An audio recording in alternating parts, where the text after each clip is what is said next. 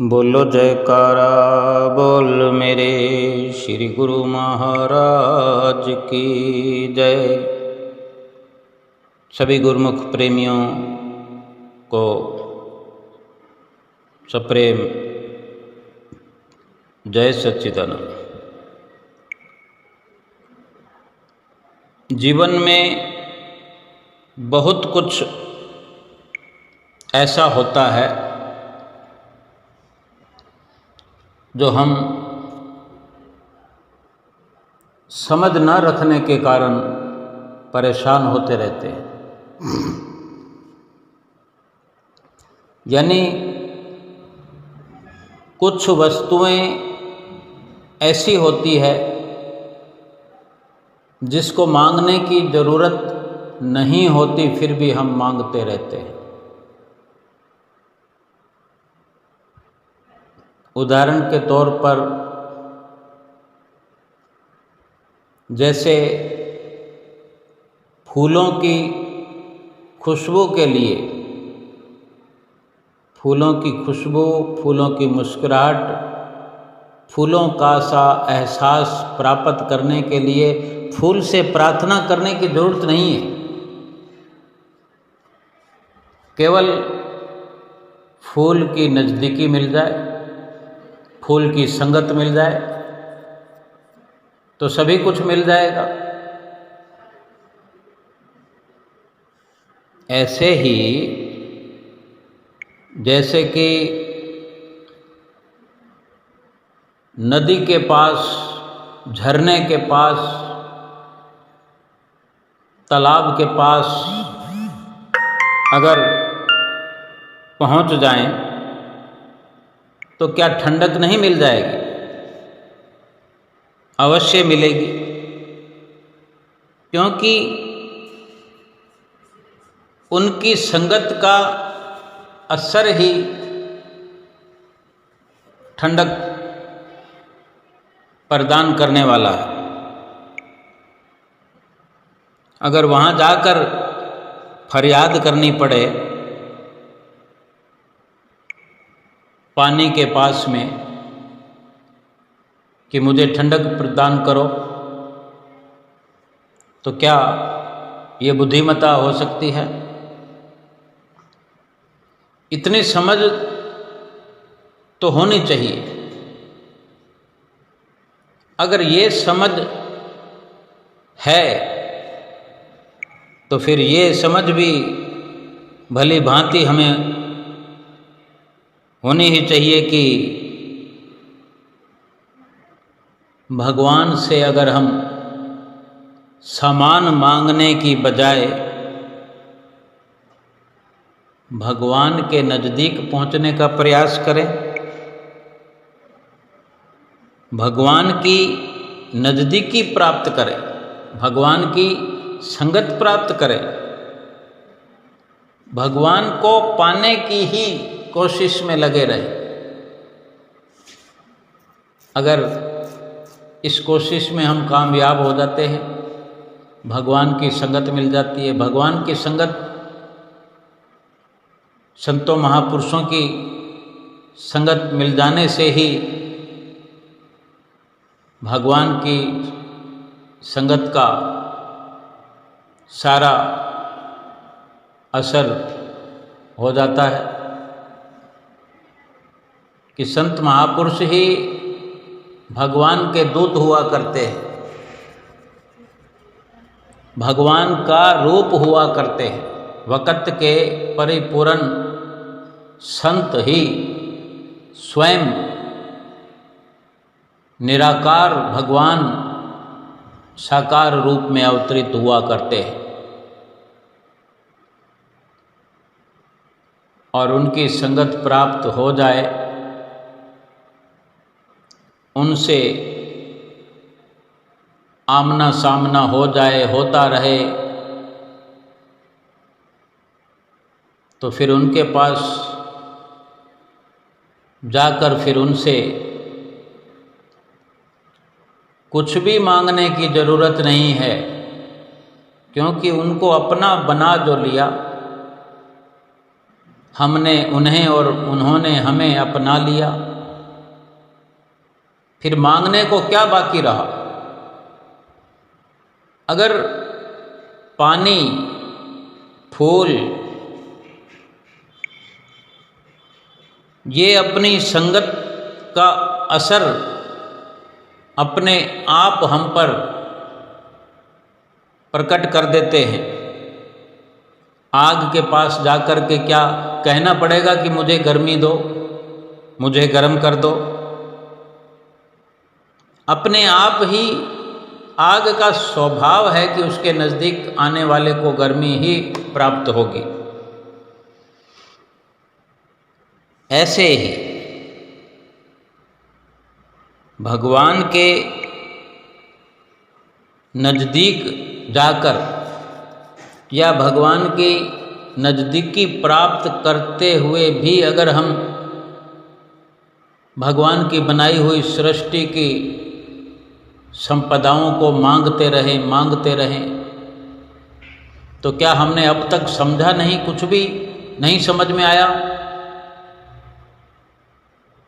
अपने जीवन में जो कुछ भी हमने समझा उससे ये यकीनन हमें समझ आनी चाहिए कि भगवान के प्राप्त होने से, भगवान के नज़दीक जाने से, भगवान के पास जो कुछ भी है वो भी अपने आप मिलता ही मिलता है। ये जड़ वस्तुएं जैसे पेड़ है, पेड़, पानी, आग, ये जड़ योनियां हैं, जड़ वस्तुएं हैं। जब ये अपना प्रभाव छोड़े बिना नहीं रहते, अपनी संगत में आने वालों को प्रभावित किए बिना नहीं रहते, ये कुदरती विधान है। जब वो अपना स्वाभाविक ही असर जो है वो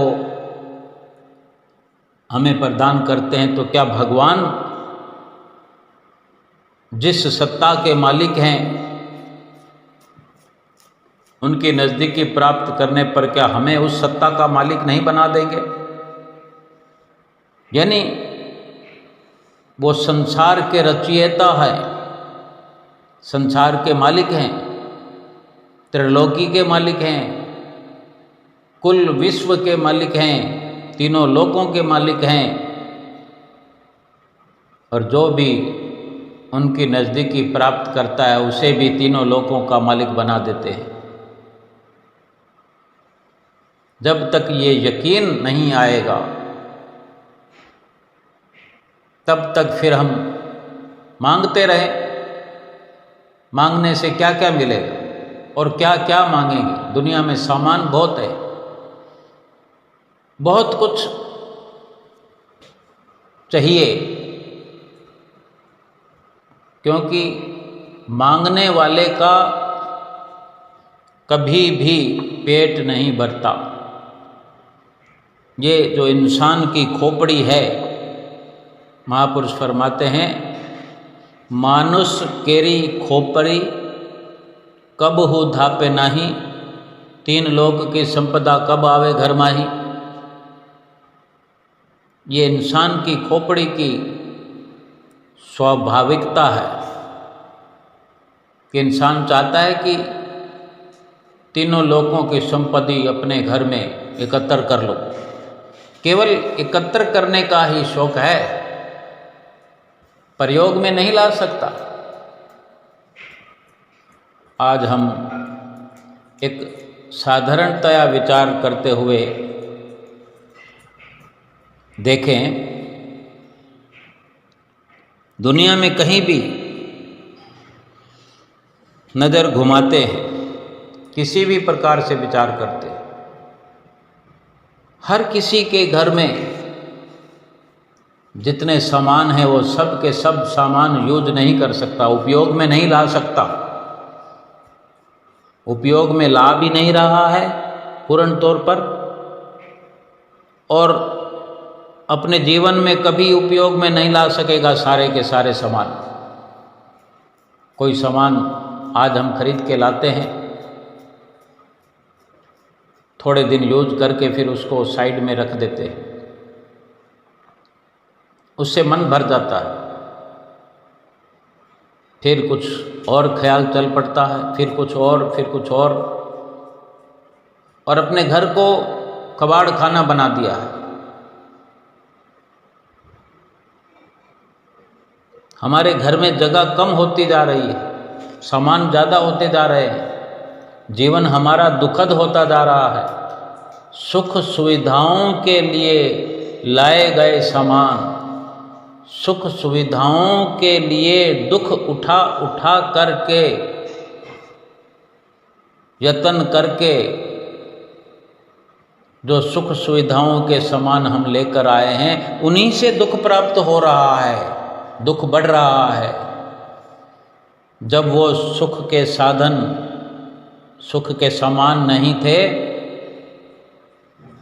तो उनसे होने वाला जो दुख आज हम महसूस कर सकते हैं, वो दुख भी नहीं हुआ करता था जब वो साधन नहीं हुए थे हमारे पास। एक होड़ सी लग गई है आज दुनिया भर में, एक देखा देखी कि किसी के पास है, मेरे मिलने वाले के पास है, मेरे भाई के पास है, मेरे मित्र के पास है, मेरे अड़ोसी पड़ोसी के पास है, सामने वाले के पास है, अगल बगल वाले के पास है, तो मेरे पास होना ही चाहिए, नहीं तो इज्जत का सवाल बन जाता है। यानी कोई दुखी हो रहा है या सुखी हो रहा है, ये समझना समझाना हमारे लिए जरूरी नहीं है। कोई विरले विरले विवेकी पुरुष, ज्ञानवान पुरुष, सतगुरु की संगत करने वाले पुरुष ठीक प्रकार से समझ पाते हैं कि इन सामानों में सुख नहीं है, लेकिन इसका मतलब ये भी नहीं है कि ये सामान प्रयोग में ना लाए जाएं। बेशक प्रयोग में लाया जाना चाहिए, हमारा अधिकार है, लेकिन सामानों को ही इकट्ठा करते रहे। इन सामानों को जिस परमात्मा ने आज इस आधुनिक युग में हमारे लिए बनाया है, जो परमात्मा ये सारी आधुनिक युग की व्यवस्था हमारे लिए कर रहा है, क्या उसके प्रति हमारा कोई ख्याल नहीं, कोई विचार नहीं कि जो इतनी व्यवस्था संसार की सुंदर से सुंदर कर रहा है, तो उसको अपने घर में लाने के लिए, अपने घट में बिठाने के लिए, अपने चित्तवृत्तियों में उसको बसाकर रखने के लिए क्या हमें ज़रूरत नहीं है? सीधी सी बात है, जो सुख के समान हमें नज़र आते हैं, जिन सामानों में हमें सुख नज़र आता है, महापुरुष कहते हैं कि सामानों में सुख तो है नहीं। उन सामानों में सुख कैसे हो सकता है? अगर भगवान ने बनाया है तो कोई भी सामान बिना प्रयोजन के नहीं बनाया। उनमें सुख कैसे हो सकता है, कैसे मिल सकता है? जब उन सामानों को बनाने वाले परम पिता परमेश्वर से हमारी मुलाकात हो जाए, हमारी घट ही में बात हो जाए, उनकी नज़दीकी प्राप्त हो जाए, उनका वास हमारे घर में है, ये महसूस होने लगे कि हमारे घर में भगवान है। ऐसा नहीं है कि भगवान नहीं है, कोई घर ऐसा नहीं है जिसके घर में भगवान ना हो। छोटी से छोटी झोपड़ी में भी भगवान होते ही हैं। लेकिन भगवान का एहसास मात्र ही नहीं है इंसान को, तभी सामानों की ओर आकर्षित हुआ चला जा रहा है। एक दुनियावी होड़ में घिरा हुआ है, घर में जगह कम हो रही है और सामान ज़्यादा हो रहा है। इंसानों के रहने के लिए जगह कम पड़ने लगी है सामानों के चक्कर में। ये बेडरूम है, ये ड्राइंग रूम है, ये वो रूम है, ये वो रूम है। एक एक जगह पर एक एक आइटम रख दिया, फिर वहाँ दूसरा आइटम नहीं रखने दिया जाता। जहाँ सोफ़ा सेट लगा हुआ है वहाँ पर फिर वही व्यवस्था रहेगी, जहाँ डबल बेड रखा हुआ है वहाँ पर वही व्यवस्था रहेगी। लुक बढ़िया से बढ़िया होना चाहिए, लुक खराब नहीं होना चाहिए। इंसानों का लुक खराब होता चला जा रहा है। सामानों का लुक बढ़ाने में, बंगले का, मकान का, घर का लुक सुंदर बनाने में, लोगों को दिखाने में, देखने में लुक की परवाह करते हुए इंसानों के लुक बिगड़ते चले जा रहे हैं। दुख बढ़ रहा है। दुख क्यों बढ़ रहा है दुनिया में? कि हमने अपने आप को झोंक दिया है संसार की जलती हुई भट्ठी में। संत महापुरुष बचाने के लिए अवतरित हैं। हर युग में, हर काल में संत महापुरुष आते रहे, आज भी हैं। श्री परमहंस अवतार श्री आनंदपुर धाम, जिसकी शरण में हम पहुँचे हुए हैं, जिनकी छत्र छाया में हम जीवन व्यतीत कर रहे हैं, पल पल में हमें आगाह करते हैं। हम अगर उनके साथ अपना संबंध बनाएं, रिश्ता कायम करें,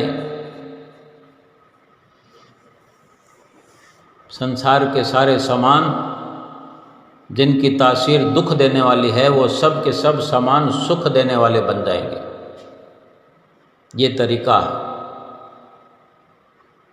जिस सामान को भगवान ने बनाया है, रचना करी है, भले के लिए ही करी है, लेकिन इंसान केवल सामानों का होकर रह गया। नश्वरता पर फिदा होकर के, अपना सर्वस्व उन पर निछावर करके अपने अस्तित्व को मिटाए चले जा रहा है। इसीलिए हर पल दुखी, अशांत, परेशान हुआ जीवन व्यतीत कर रहा है। परम सौभाग्यशाली होकर के मनुष्य जीवन को पाकर के भी पशु तुल्य जीवन व्यतीत कर रहा है। पशु से भी बदतर। पशु भी सुख देने वाले परोपकारी हुआ करते हैं, लेकिन इंसान इंसानी जीवन को पाकर के दूसरों को तो सुख क्या देना है, खुद ही दुखी हर वक्त परेशान नज़र आता है और भगवान का नाम नहीं लेता, भगवान की नज़दीकी प्राप्त नहीं करता। बस जब भगवान से आमना सामना होता है, जब भी भगवान की याद करेगा, मुझे ये मिल जाए, मुझे वो मिल जाए। भगवान के लिए, जिस भगवान ने जन्म दिया, जिस भगवान ने एक से बढ़कर एक श्वास हमको प्रदान की, सुंदर सुंदर हाथ, सुंदर पैर, सुंदर आँखें, सोचने के लिए दिल, दिमाग,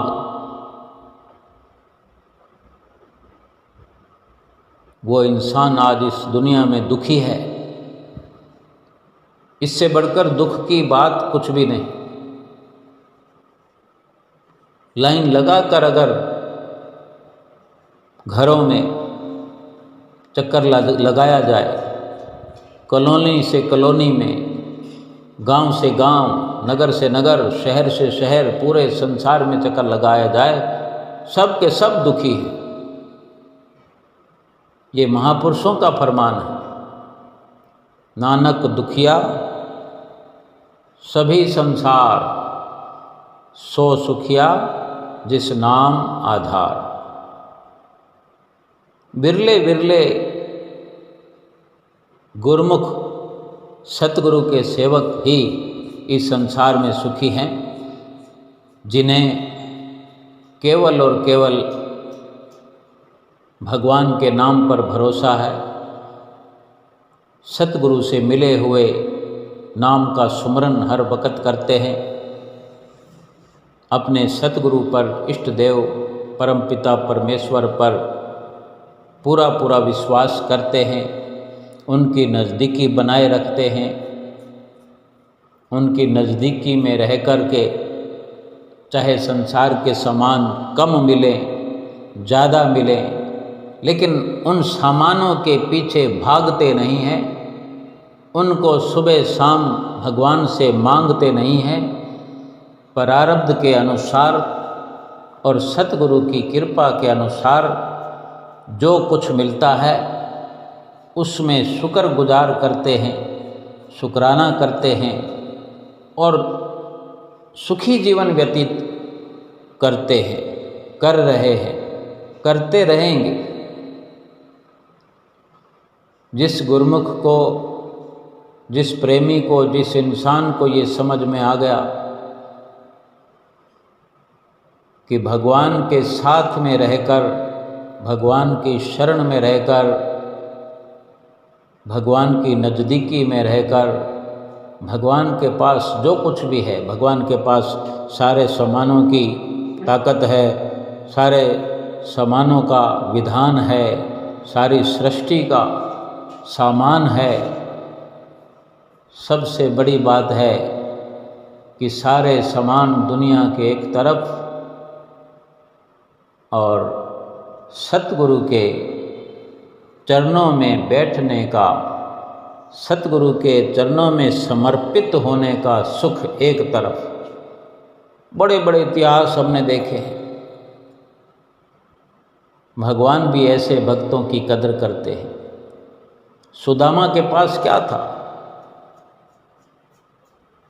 लेकिन कैसे द्वारकाधीश दौड़े चले अपने मित्र से मुलाकात करने के लिए, कुछ भी नहीं देखा, दौड़ पड़े सुदामा का नाम सुनते ही, क्योंकि दोनों तरफ से भाव उमड़ रहा था। जब भक्त अपने भगवान के लिए, अपने इष्ट देव के लिए भीतर ही भीतर अपने भाव संजोता है, उससे मिलने के लिए तड़फ पैदा करता है, उसी के लिए अपना सर्वस्व निछावर करता है, अपने सुंदर भावों के माध्यम से भगवान भी विचलित हो जाते हैं ऐसे भक्त से मिलने के लिए। भगवान श्री राम भीलनी के घर गए, क्या था उसके पास? कुछ भी नहीं, कुछ भी नहीं था। विदुर विदुरानी के घर, कितने प्रमाण हैं दुनिया के अंदर, हमें तो बस एक ही समझ में आ जाए, कोई सा एक प्रमाण भी हम समझ लें कि भगवान से प्रीत लगाने में, भगवान की नज़दीकी प्राप्त करने में दुनिया के सारे सुख मिल जाएंगे।